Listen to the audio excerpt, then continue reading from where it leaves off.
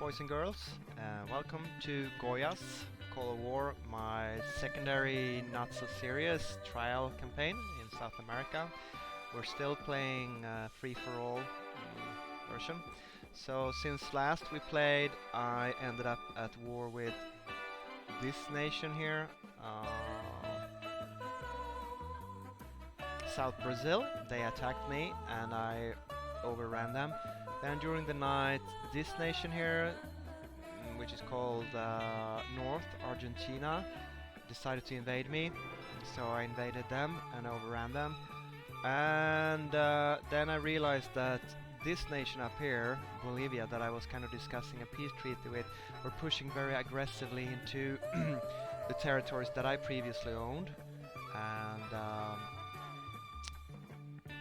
tried to cut me off from where I was fighting, and he behaved in a way not very pleasantly to a neighbor. Also, he had placed basically all his forces. Here's a stack of 10 units, and here's another stack of 16 units, so he has 26. This used to be 23, so basically he had, or 30, 24, so basically I had 34 units in the south, and up here he had like, I don't know, 10 defending this border.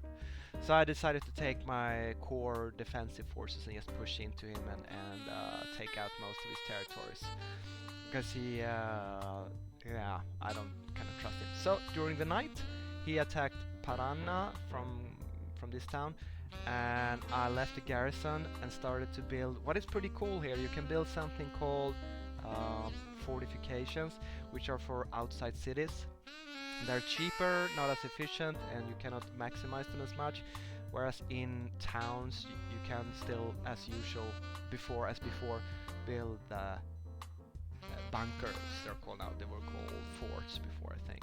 So here you can get up to minus 75 in protection, whereas in the countryside, it's the maximum of 45. But it takes a long time, so I hadn't quite built it up. But I decided to kind of sacrifice these troops, so I left 6 infantry there. And since he had, I think, 6 or 7 anti-tank guns, 2 anti-air guns, oh, he doesn't have any.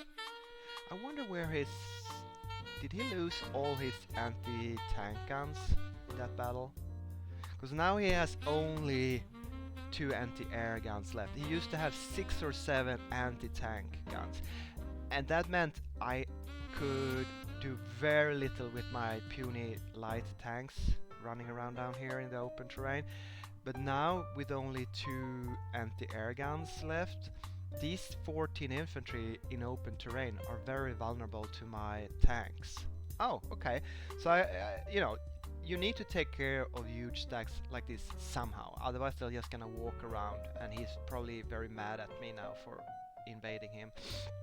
So 6 infantry in return for whatever he lost.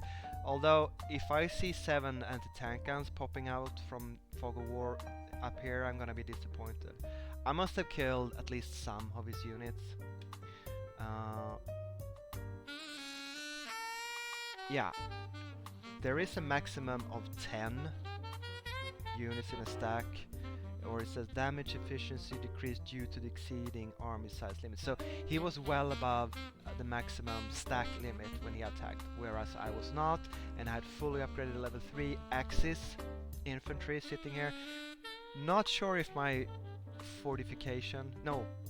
field fortifications, even though they were not completed, I suspect they gave me a little bit of protection, and it was also forest, which helps me as well as him. But it seems that all infantry gain strength, which means you not only defend 20% better in forest, you also attack 20% better.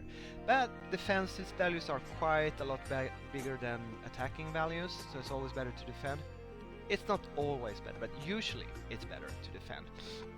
So by using terrain, fort, stacking limit, I should have gotten a good attritional ratio towards this stack. So I suspect this is all what is left of it. And if I killed 7 anti-tank guns, I'm very happy. It means I could probably risk having him running around down here, he might kill. There's very little of value here, no factories. So I'll just try to encircle him and have him attack me. Excuse me.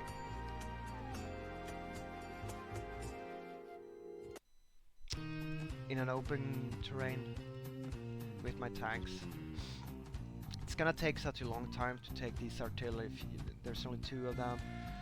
You know, he is quite strong. I knew that he had a lot of forces down here, but it's not like he's gonna build a lot of new troops. Anyway, I noticed on this map we have South USA has a lot of victory points, 140, a bit more than I do. But Germany seems to be the big gold spammer, 260. He's taken over most of Europe already. But he's far away, so once I'm done taking care of these 2 stacks down here, I don't quite know how I'm gonna do it, but you know, I have to do it one way or another. All of South America is AI, and I can just take any nation at my own leisure. But I am planning to go through Taraqua, which is a small AI nation with only 1 town, so I think they have fewer forces. Take out Colombia and try to go for the Panama Canal. First, that will stop South USA from pushing south, and also this since you can pass through here with navies, it's an important passage. That's my long-term plan. Yeah, I didn't plan to invest in this map. I basically just want to try out some stuff, but with 3-player wars, kind of turn out interesting. It is a challenge to kill off big stacks, Death Stars, or Hedgehogs, as I like to call them. If you have anti-air, you don't want to bomb them. If they have anti-tank, you can't use tanks. Attacking them with infantry, with this amount of infantry in it, is suicide. And if you have artillery, you cannot even approach them from far away because they will just blast you. So big stacks are very hard to deal with in this game. But I started to produce a few of these V1 rockets, flying bombs. And they have a attack of, where can I see that? Is it 10? No. Anyway, this is a way to grind them down by basically mostly using rare materials and production time. You build a lot of those and you send them. They have very long range and it's a one use, one attack. So that could be an option. But optimally I would like him to go AFK and just stop playing and sit still, and I take down artillery and I just pummel this stack from far, and you know, you spend 2-3 days just to kill it off with artillery. We'll see how long he feels psychologically vital to stay in the game. Up here I have 5 artillery units. Now remember, these are quite expensive, and it was my secondary army from up here, so I haven't seen him do anything with his few defensive forces up here. Maybe he's just defending his capital, just sent them all in there. But I'm gonna try to slowly grab his last town, where I suspect he has his last factories. And after that, he really can't produce new troops, so then it's just a question of time. This town seems to be empty, no hidden anti-tank guns, I hope.